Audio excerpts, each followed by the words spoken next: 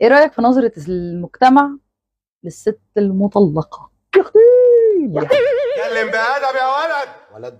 اتكلم بأدب يا ولد. ده انا بابن بيه. ما تجيش على واحدة مكسورة وتكسرها بزيادة.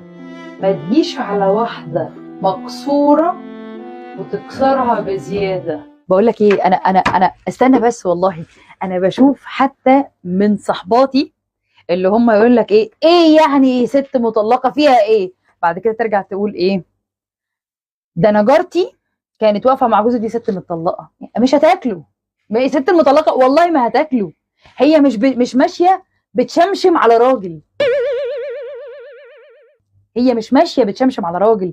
هي في احتياج لراجل زي ما انت في احتياج لراجل، ولكن الاحتياج العادي، مش اللي هو اي راجل والسلام. ومش معنى ان ست بصت لجوزك او فكرت في جوزك تمام يبقى كل الستات كده.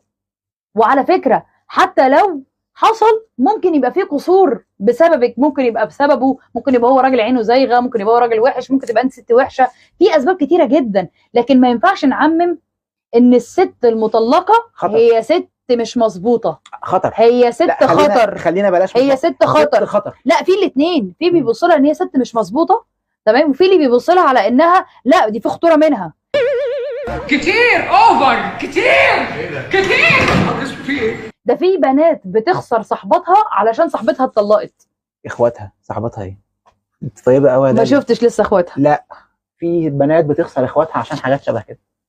اللي هو ليه الست المطلقه زيها زي اي ست في الدنيا، عادي اتجوزت ما حصلش نصيب اتطلقت، لا ايا كان السبب بقت مطلقه عادي، زيها زي لقب الانسه، زي لقب المتزوجه، زي لقب الارمله. الام هو لقب بيتضاف لها بس. الام لو جبناها لا انا عايز اتجوز واحده مطلقه، تقول له ليه يا حبيبي ما تتجوز واحده لسه بنت، مع ان بنتها مطلقه عادي. يعني هي ده حقيقي. انت واخده بالك من التويست اللي في الموضوع، ان انت بنتك مطلقه هناك اهي، انا عايزه لاولادي، فيجيب لك يقول لك والله هتجوز فلانه جارتنا، يا ابني دي مطلقه ومش عارف ايه. طب ما يا حاجه بيبقوا شايفينها علاء انا عايزه لاولادي احسن حاجه تمام. هي ما بتقولش الجمله دي، هي عايزه انا ابني ياخد واحده مش مطلقه، بس لو جالها عريس تاني فيها ايه يعني لما يتجوزك وانت مطلقه، وانت اذنبتي يا بنتي ولا عملتي حاجه في الحرام انت مطلقه.